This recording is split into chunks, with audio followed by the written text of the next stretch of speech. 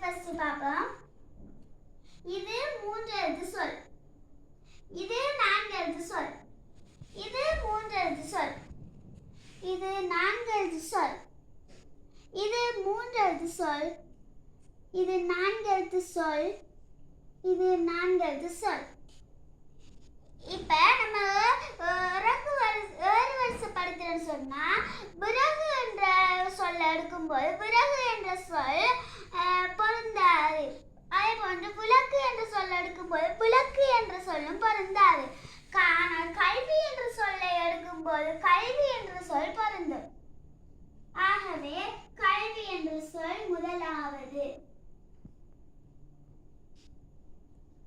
கல்வி இங்க சொல்லிருக்காங்க முதல் சொல்லின் இறுதி எழுத்துன்னு சொல்லிருக்காங்க. அப்ப இந்த வீணா வர எழுத்து விறகு என்ற எழுத்து வரும்.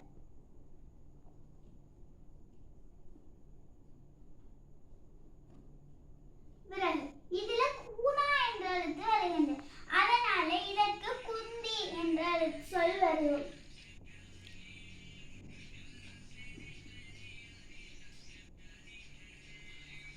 இதற்கு தீனா என்று சொல் வருகின்றது.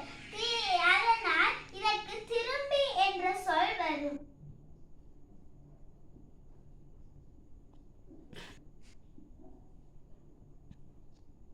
இதற்கு பீனா என்ற சொல் வருகின்றது. அதனால இதற்கு பிரம்பு என்ற சொல் வரும்.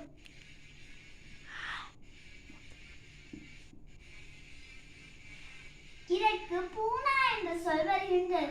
அதனால் இதற்கு புலவி என்ற சொல் வரும்.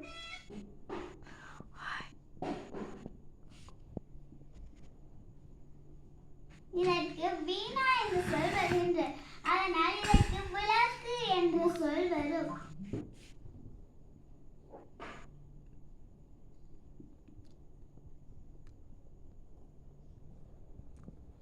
இந்த கேட்டிருக்காங்க வினாவுல மூன்றாவதாகவும் ஐந்தாவதாகவும் வரும் சொற்களை கேட்டிருக்காங்க.